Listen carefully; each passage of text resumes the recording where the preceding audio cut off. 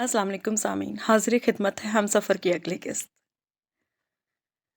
वो हैरत से बेयकीनी से सदमे से उसे देख रही थी। जो अभी उसने किया उस पर दिल को बिल्कुल भी यकीन नहीं आ रहा था। हर वक्त का ये बचपना थर्ड क्लास रोमांटिक हरकतें अच्छी नहीं लगती हैं खैरद। शौहर का किस वक्त क्या मूड है, बीवी में इतना सेंस होना चाहिए कि उसके मूड को समझ सके। उसे लगा जैसे अशर ने उसके मुंह पर खींच कर एक थप्पड़ मारा है, उसे कोई बहुत बुरी गाली दी है। जिल्लत और बेइज्जती का ऐसा एहसास कि वो सुन्न सी होकर बैठ रही। वो कमरे से तेजी से बाहर निकल गया। वो क्या महसूस कर रही थी उसे नहीं पता था। बस एक तवातर से उसके आंसू बहरे जा रहे थे। आप अपना आप इतना हल्का और बेवकूफ़ लग रहा था कि उसका धाड़े मार मार कर रोने का दिल कर रहा था। उसने कभी सख्त और गुस्सैली नज़रों तक से उसे नहीं देखा था। आज बगैर किसी गलती, बगैर किसी कसूर और बगैर किसी वजह के वो इंसल्ट कर कर गया था। वो भी जिल्लत और दुख से ज़्यादा महसूस ये कर रही थी कि उसने बेवजह क्यों की है। बेयकीनी की कैफियत थी, उसे समझ नहीं आ रहा था। वो बेड बेड पर ऊंधी ज़ारों कतार रो रही थी पड़ी। कमरे का दरवाज़ा बजा तो जल्दी से उठकर बैठ गई। हथेलियों को दुपट्टे से रगड़ा, चेहरे को जल्दी जल्दी साफ किया, आवाज़ को बामुश्किल नॉर्मल बनाकर आने वाले को अंदर आने की इजाज़त दी। उसके चेहरे पर अभी भी आंसुओं के निशान थे, गीलापन था, लहजा भराया हुआ था। अंदर आने वाली हस्ती फरीदा थी। वो बुरी तरह घबरा कर फ़ौरन उठी थी। उनके सामने खुद को नॉर्मल ज़ाहिर करने की कोशिश में बदिक्कत तमाम मुस्कुराई। मुस्कुराने की इस कोशिश में वो नाकाम थी, मगर वो पहले ही किसी बात पर काफ़ी परेशान मालूम हो रही थी। इसलिए लग रहा था कि उन्होंने उसके रोए हुए चेहरे और भराई हुई आवाज़ को महसूस नहीं किया है। उन्होंने आते ही उससे अशर के मुतालिक पूछा, अशर को क्या हुआ खैरत? नाश्ता किए बगैर चला गया है, मूड भी कुछ उखड़ा उखड़ा लग रहा था। तुमसे कोई बात नहीं हुई? नहीं, लेकिन जो सवाल वो मम्मी से जाकर करती, वही सवाल तशवीश और परेशानी के आलम में आकर वो उससे कर रही थी। कल उसके जाने के बाद अशर का मूड किस चीज़ पर ख़राब हुआ, वो इस बात से इसी तरह लाइल्म थी। वो इन्हें क्या बताती, ये तो वो खुद भी नहीं जानती थी। उनसे क्या कहती सिवाय एक झूठी और ज़बरदस्ती मुस्कुराहट चेहरे पर लाने के लिए।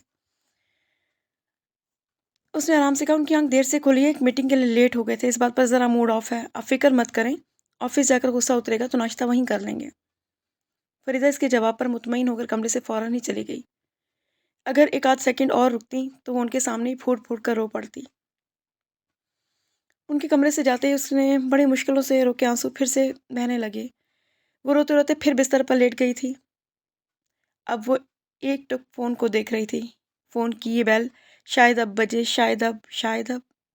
सॉरी खिरद, मैंने तुम्हारे साथ रूड बिहेव किया। यार दरअसल उस वक्त मेरा मूड फ़लाँ शख्स की वजह से फ़लाँ बात पर ख़राब था। उसे इतनी अच्छी तरह समझता है, उसे पता है वो कितनी हसास है, कितने छोटे दिल की है और उसके बदसूरत रवैयों की आदी नहीं है। वो जानता होगा और बस अभी कुछ ही देर में फ़ोन आने वाला होगा।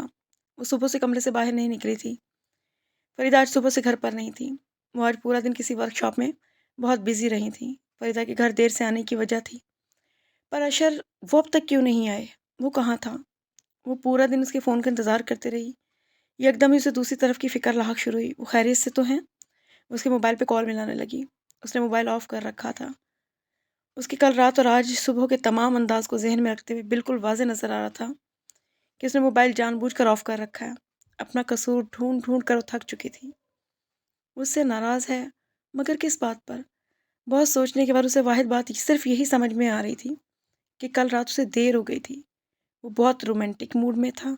वो उसकी वापसी का शिद्दत से इंतज़ार कर रहा था। जब उसे वापस आने में देर हुई तो उसका मूड ख़राब हो गया। वो उससे नाराज़ हो गया और उसे गुस्सा आ गया और वो बहुत बेकरार टेरेस पर खड़ी थी। उसे बहुत नकाहत महसूस हो रही थी। पूरे दिन के भूखे प्यासे रहने और मुसलसल रोने की वजह से उसकी तबीयत वाक़ई ख़राब हो गई थी। उसे मुसलसल खड़े खड़े खड़े रहने से कमज़ोरी महसूस हो रही थी। मगर वो टेरेस पर खड़ी थी। आखिर 12 बजे के करीब उसकी गाड़ी गेट पर आकर रुकती नज़र आई। वो गाड़ी अंदर ले आया। वो गाड़ी से बाहर उतरा। वो उसे वहीं से खड़ी देख रही थी। वो उसकी नज़रों से ओझल हुआ तो थके-थके कदमों से वो कमरे में वापस आ गई। हमेशा की तरह बहुत हैंडसम, बहुत बावक़ार। उसका वो महबूब शौहर कमरे में आया था। उसके चेहरे पर ना तो कोई पछतावा था, ना अफ़सोस, ना दुःख। वहाँ सुबह ही की तरह उसके लिए सिर्फ़ और सिर्फ़ सरमहरी, बेगानगी, लाताल्लुक़ी। चंद सेकंड वो बिल्कुल ख़ामोश रही। वो सुबह उसके साथ क्या करके गया था उसे याद था। उसकी अना उसे बात करने से बात करने में पहल करने से रोक रही थी। اس کی وضاحت اسے کرنا چاہیے تھی، معذرت نہ صحیح لیکن بات کرنے میں پہل تو اسے کرنی چاہیے، مگر اس کی محبت اس کی انا پر حاوی تھی۔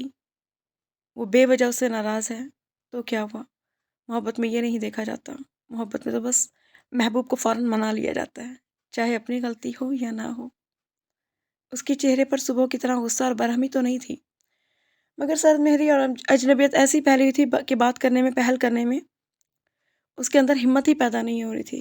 اس کے پوچھے سوالوں کا اس نے لاتعلقی سے جواب دیا، کھانے کو منع کیا اور باتھ روم میں گھس گیا۔ وہ بیڈ پر بیٹھ کر اس کا انتظار کرنے لگی۔ وہ اسے کوئی شکوہ کرنے یا اس کی زیادتی کا احساس دلانے کے لیے نہیں، بلکہ صرف اپنا قصور جاننے کے لیے اس کا انتظار کر رہی تھی۔ وہ خود کو ہمت دلا رہی تھی کہ وہ روئے گی نہیں، وہ بس اس سے صرف وجہ پوچھے گی، اس کی خفگی کی وجہ۔ وہ وجہ بتائے گا، اور چاہے اس کی وجہ سننے کے بعد اسے اپنی کوئی غلطی نظر آئے یا نہ آئے، پھر بھی وہ اسے معافی مانگ لے گی۔ مگر واش روم سے نکلنے کے بعد وہ بجائے بیڈ پر آنے کے کمرے کے دروازے کی طرف بڑھ گیا، اسے نظر انداز کر کے، ایسے جیسے اسے دکھائی ہی نہیں دے رہی۔ وہ اس سے بات کرنے کے لیے اس کی منتظر بیٹھی تھی، اسے یہ نظر ہی نہیں آ رہا تھا۔ وہ کمرے سے باہر چلا گیا، اسے اپنے اعصاب ٹوٹ پھوٹ کا شکار لگنے لگے تھے۔ وہ اس کی شکل نہیں دیکھنا چاہتا، اس کے باوجود وہ اسٹڈی میں اس کے پاس اپنا قصور پوچھنے کے لیے جانا چاہتی تھی، چاہت سے، پیار سے، التجا بھرے انداز میں۔ اس کی طرف دیکھے بغیر سرد اور بے تاثر لہجے میں اس کے سوالوں کا جواب دے رہا تھا۔ اس کا سرد اجنبی انداز اس کے پورے جسم میں خوف سے بھری ایک سرد لہر دوڑا رہا تھا۔ مجھے میرا کام کرنے دو، مجھے نیند آئے گی تو کمرے میں آ جاؤں گا، اب پلیز یہاں کھڑے ہو کر یہ مظلومانہ قسم کے ڈائلاگز بول کر میرا وقت ضائع کرنے کی ضرورت نہیں ہے، میں ڈسٹرب ہو رہا ہوں۔ اس نے اس کا ہاتھ پکڑ کر گھسیٹ کر اسٹڈی سے باہر نہیں نکالا تھا، مگر اس کا لہجہ ایسا برفیلا، ایسا سرد تھا کہ گھسیٹ کے اسٹڈی سے باہر نکالا جانا اتنا اذیت ناک نہ ہوتا جتنا یہ لب و لہجہ۔ اسے اپنے قدموں پہ کھڑا ہونا اور چلنا مشکل ہو رہا تھا۔ یہ اشر کا کون سا روپ تھا؟ وہ اس کے وجود سے بیزار تھا۔ وہ واپس کمرے میں آئی، اپنا وجود جو اسے صبح سے ہی بہت ہلکا اور بے وقت لگ رہا تھا اس نے بیڈ پر گرا دیا۔ صرف اس کے دل کو ہی نہیں، عاشر نے ایک ہی دن میں اس کی روح تک کو زخمی کر ڈالا تھا، کچل ڈالا تھا۔ اس کی آنکھوں سے آنسو گر رہے تھے، اس لیے کہ دنیا میں یہی وہ واحد چیز تھی جس پر اسے اختیار تھا۔ تمہیں پتہ ہے خیرت، تم مجھے اچھی لگتی ہو، تم سے اچھی لڑکی میں نے اپنی پوری زندگی میں نہیں دیکھی۔ ہمیشہ ایسی ہی رہنا خیرت، میں تو ویسی ہی ہوں مگر تم بدل رہے ہو۔ تمہیں پتہ ہے خیرت، تم میرے لیے کتنی اہم ہو، کتنی خاص ہو۔ اگر تم نے مجھے اپنے دل سے نکال دیا تو پھر میں کچھ بھی نہیں رہی، نہ خاص نہ اہم۔ وہ بے آواز آنسو بہاتی رہی۔ رات کے آخری پہر وہ کمرے میں آیا، اس پر نظر ڈالے بغیر وہ بیڈ کے بالکل دوسرے کونے پر کروٹ بدل کر لیٹ گیا تھا۔ کچھ دیر کو وہ اس کی پشت کو آنسو بھری نظروں سے دیکھتی رہی۔ ہر بات کے باوجود دل میں ایک چھپی آرزو تھی کہ وہ اسے آواز دے لے، صرف اس کا نام لے لے، وہ ایک پل میں اس کے پاس چلی جائے گی، وہ سب کچھ بھلا کر، سب کچھ فراموش کر کے۔ لیکن اس نے نہیں پکارا تھا، اس کی پشت کو دیکھتی رہی۔ وہ بازو جو ہر رات اس کے گرد ہوتے تھے آج اس کے قریب نہیں تھے۔ وہ جاگ رہی تھی، وہ جانتی تھی اپنے آنسوؤں پر اسے اس پر کوئی اختیار نہیں تھا۔ اس نے فوراً کروٹ دوسری طرف لی۔ اس نے اپنے گلے میں پڑے لاکٹ کھول رکھا تھا۔ وہ اس میں موجود اس کی ہنستی مسکراتی تصویر کو دیکھ رہی تھی، بالکل خاموشی سے آنسو بہاتے، کوئی آواز پیدا نہ کرتی۔ یہ جانتی تھی کہ اس کے رونے کو محسوس کر رہا ہے، وہ جاگا ہوا ہے۔ میری نیند خراب ہوتی ہے یہ اچھی، آئندہ رات کو میں آپ کو رونا یا ہنسنا، سونا جاگنا ہو، آپ کمرے سے اٹھ کر کہیں نہیں جائیں گی۔ وہ اپنے چہرے پر اس کی نرم سی انگلیوں کا لمس محسوس کر رہی تھی۔ اس کے آنسو صاف کر کے اس نے اسے بازوؤں کے حصار میں لے لیا۔ اس نے اس کے سینے پر سر رکھ دیا۔ اسے یاد تھا وہ اس کی شادی کے بعد وہ پہلی رات تھی جب اس شخص کی محبت اس کے دل میں پیدا ہوئی تھی۔ بظاہر کھردرے سے لہجے میں اسے مخاطب کرتے وہ اس کے آنسو کتنے پیار سے صاف کر رہا تھا۔ وہ اس کے کھردرے لہجے کو نہیں، اس کی نرم انگلیوں کے لمس کو محسوس کر رہی تھی۔ اسے یاد تھا وہ پہلی رات جب اشر کی محبت اس کے دل میں پیدا ہوئی۔ شاید اس کی محبت اشر کے دل میں اس رات پہلی مرتبہ اپنے دل کی خوشی کے ساتھ اس کے قریب گئی تھی۔ صرف اتنا چھوٹا سا احساس پا لینا کہ وہ اسے روتا دیکھنا نہیں چاہتا۔ اسے اس کی محبت میں مبتلا کر گیا تھا۔ آج وہ انگلیاں اس کے آنسو صاف نہیں کر رہی تھیں، وہ ہاتھ پیار سے اس کے گرد نہیں رکھے ہوئے تھے۔ اس کے دل میں آج بھی اس کی ویسی ہی محبت تھی، مگر شاید اس کے دل سے اب خیرت احسان کی محبت ویسی نہیں رہی تھی۔ میری محبت کو کبھی اپنے دل سے مت نکالنا شر، اگر تم مجھے اپنے دل سے نکال دیا تم نے تو میں کیسے زندہ رہوں گی؟ تمہارے دل کے سوا میرا کوئی ٹھکانہ نہیں۔ صبح ہو چکی تھی، وہ ساری رات اسے رخ موڑے بستر پہ لیٹا رہا۔ وہ صبح ہونے پر اس کے رخ موڑے ہی بستر پر سے اٹھ رہا تھا۔ خیرت، ہمیشہ مجھ سے ایسے ہی محبت کرنا، ہمیشہ میری ایسی ہی پرواہ کرنا، میری زندگی کی ہر صبح ہو میں آنکھیں کھولتے سب سے پہلے تمہیں دیکھوں، تمہیں اپنے قریب پاؤں۔ اس کی زندگی کی اس نئی صبح میں وہ اس کے قریب تھی، مگر وہ اسے دیکھنا نہیں چاہتا تھا۔ وہ بالکل خاموش بیٹھی اسے تیار ہوتا دیکھ رہی تھی۔ اس کے شوہر نے کل اسے بتایا تھا وہ اچھی بیوی نہیں، اسے اس کے موڈز کو سمجھنا چاہے نہیں آتا۔ وہ کوشش کر رہی تھی اس وقت اچھی بیوی بن سکے، وجہ جو بھی تھی، مگر اس کے شوہر کا موڈ بتا رہا تھا کہ وہ اس سے حد درجہ بیزار اور تنگ آیا ہوا ہے۔ اس کی شکل نہیں دیکھنا چاہتا، اس کی آواز نہیں سننا چاہتا۔ اپنی شکل کہیں گم کرنا اس کے اختیار میں نہیں تھا۔ کم از کم وہ اسے اپنی آواز سے تو چھٹکارا دے سکتی تھی۔ وہ اس پر نظر ڈالے اور اسے خدا حافظ کہے بغیر کمرے سے نکل گیا۔ وہ پوری دن رات رو رو کر تھک چکی تھی، اس سے اب رویا بھی نہیں جا رہا تھا۔ وہ نڈھال سے انداز میں بیڈ کی پشت سے ٹیک لگا کر بیٹھی تھی۔ اس کی طبیعت ٹھیک نہیں تھی اور پرسوں رات تک اسے یہ یقین تھا کہ اسے اپنی طبیعت کے بارے میں بتائے گی تو وہ اسی وقت اسے ڈاکٹر کے پاس لے کر جائے گا۔ ایک دکھ بھری ہنسی اس کے لبوں پر آئی تھی۔ وہ اپنی تمام تر ہمتیں جمع کر کے آئینے کے سامنے آ کر کھڑی ہو گئی تھی۔ رو رو کر اس کی آنکھیں سوج چکی تھیں۔ وہ 3 دن سے کنگھے کو بغیر چھوئے اپنے بالوں کو برش کرنا چاہتی تھی۔ 3 دن سے پہنا وہی شکن آلودہ لباس بھی تبدیل کرنا چاہتی تھی۔ اس سے بہت محبت کرنے والے اس کے شوہر کو تو اس کی حالت نظر نہیں آ رہی تھی۔ وہ 3 دن سے بھوکی پیاسی اپنا قصور ڈھونڈتے پھر رہی تھی۔ وہ تو نہیں مگر باقی سب لوگ تو دیکھتے تھے، آنکھیں رکھتے تھے۔ گھر پر فریدہ ہیں، وہ اسے اس طرح اجڑے ہوئے حال میں دیکھ کر کیا سوچیں گی؟ اس نے منہ ہاتھ دھو کر الجھے بالوں کو کلپ کیا اور بعد میں الماری سے ایک دوسرا لباس نکالا، مگر لباس تبدیل کرنے کا نہ اس کا دل چاہ رہا تھا نہ اس میں ہمت تھی۔ فریدہ اپنے آفس جا چکی تھی۔ اس نے نور افسر سے اپنے کمرے میں ناشتہ منگوایا۔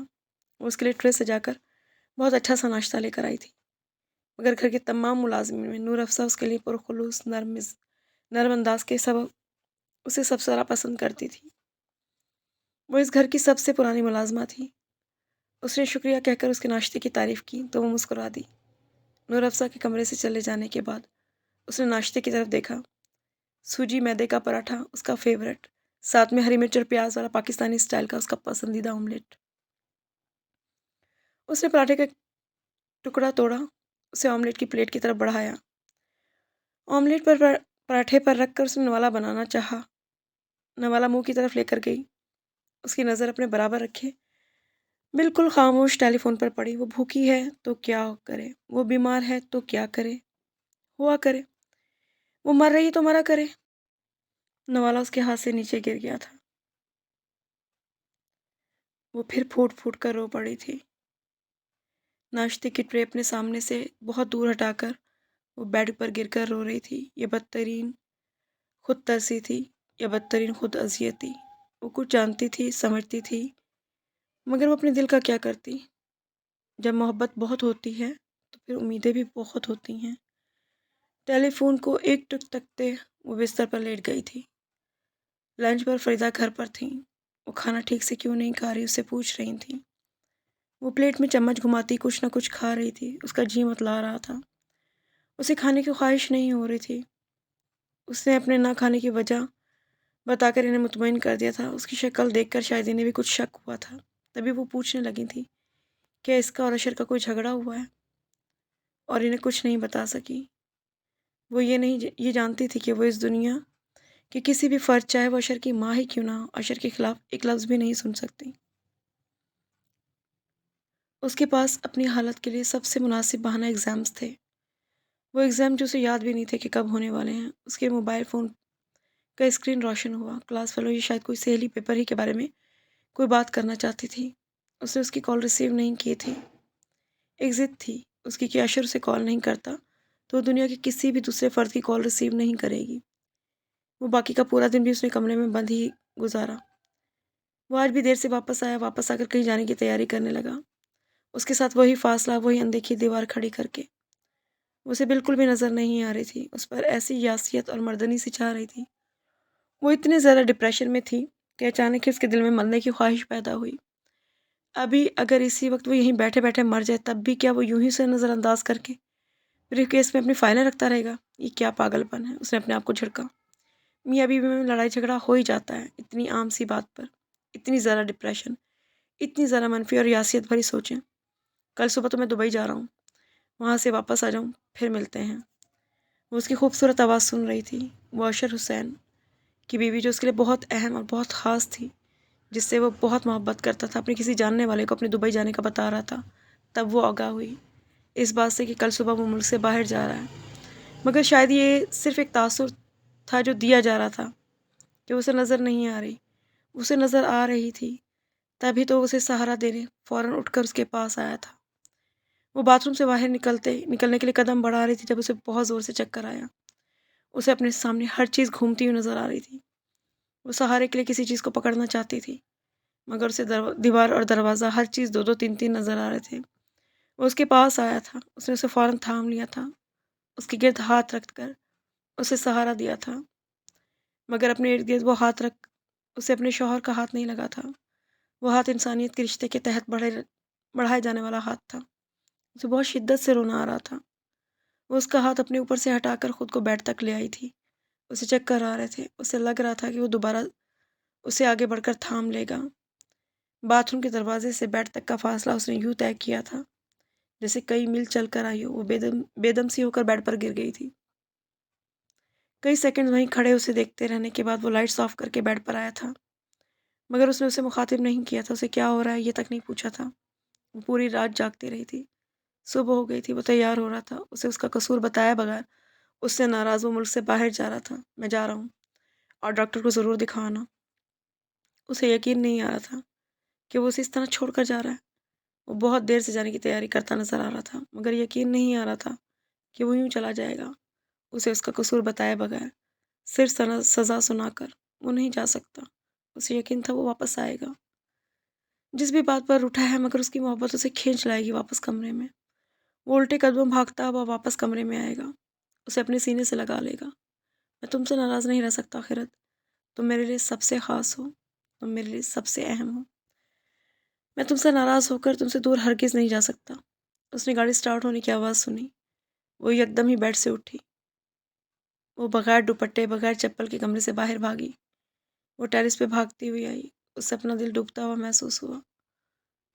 ان کے گھر کا گیٹ چوپٹ کھلا تھا، ڈرائیور گاڑی باہر نکال رہا تھا۔ پچھلی نشست پر بیٹھا اشر اپنے گھٹنوں پر بریف کیس رکھے اس میں سے کچھ دیکھ رہا تھا۔ خود کو گرنے سے بچانے کے لیے اس نے مضبوطی سے ریلنگ کو تھام لیا تھا۔ گاڑی ایک سیکنڈ کے اندر اس کی نگاہوں سے اوجھل ہو گئی تھی۔ اس کا یقین کرچی کرچی ہو کر ٹوٹ کر بکھر گیا تھا۔ اس کی محبت، اس کے یقین اور اس کی امیدوں کو اپنے ہی پیروں تلے رونتا وہ اس سے دور، اپنے گھر سے دور، ملک سے دور، پتہ نہیں کتنے سارے دنوں کے لیے چلا گیا تھا۔ وہ ٹیرس سے کھڑی نہ جانے کتنی دیر تک یوں ہی روتی رہی۔ ممی میں آپ کے ساتھ ڈاکٹر کے پاس جانا چاہتی ہوں، کسی گائنیکولوجسٹ کے پاس۔ تھوڑا سا ہچکچاتے ہوئے اسے فریدہ سے اپنی بات کی وضاحت کی۔ اشر کے جانے کے 1-1.5 گھنٹہ بعد وہ اور فریدہ ساتھ بیٹھی ناشتہ کر رہی تھی جب اس نے اس سے یہ بات کہی، آج ڈاکٹر کو ضرور دکھانا۔ صبح بہت بے تاثر سے انداز میں کہہ کر گیا تھا، مگر اشر حسین کے نزدیک اس کی کوئی بات کوئی اہمیت ہو یا نہ ہو، خیرت احسان کے نزدیک اس کی کہی ہوئی ہر بات کی اہمیت تھی۔ اس کے لیے اس کی ہر کہی بات اپنی ذات سے بھی زیادہ اہم تھی۔ اشر کا لہجہ چاہے جتنا بھی بے تاثر اور جذبات سے عاری رہا ہو، مگر اپنے دل میں اسے اس کی فکر تھی۔ وہ اس کی طرف سے فکر لے کر ہی گھر سے گیا تھا۔ فریدہ جو اورنج جوس کی سپ لیتی اخبار کی کسی خبر میں پوری طرح گم تھی، اس کی بات سن کر بری طرح چونک گئی تھی۔ انہوں نے اخبار کو اٹھا کر ایک طرف رکھا اور اس کی طرف مسکراتے ہوئے دیکھنے لگیں۔ میرے منہ کی بات کہتی تم نے، میں بھی آج تم سے یہی کہنے والی تھی۔ بہت دنوں سے یہی تو کہہ رہی تھی کہ ایگزامز کی ٹینشن ہے، کمزوری ہے، بھوک نہیں لگ رہی، مگر مجھے آثار کچھ اور ہی نظر آ رہے تھے۔ لگتا ہے میں دادی بننے والی ہوں۔ وہ جملے کے اختتام پر کچھ شوق ہوئی۔ وہ جواب میں پھیکی سی ہنسی زبردستی مسکرائی۔ اس کی زندگی کی سب سے بڑی خوشی تھی، مگر وہ خوشی کی طرح مل نہیں رہی تھی۔ میں ڈاکٹر طیبہ نادر سے آج ہی اپائنٹمنٹ لینے کی کوشش کرتی ہوں. بہت اچھی گائناکالوجسٹ ہے. سمجھو شہر کی چند بہترین گائناکالوجسٹ میں سے ہے. فریدہ نے جوس کا گلاس میز پہ رکھتے ہوئے کہا. جوس اور اخبار دونوں اس کی توجہ سے محروم ہو چکے تھے. اب ان کی توجہ صرف اور صرف اس پر تھی. اس نے یاسیت میں ڈوبے محض سر ہلانے پر اکتفا کیا. پھر فریدہ نے اسی شام ڈاکٹر طیبہ نادر سے اپائنٹمنٹ لی اور اسے اس کے کلینک پر لے گئی. فریدہ بہت خوش اور بہت پرجوش تھی.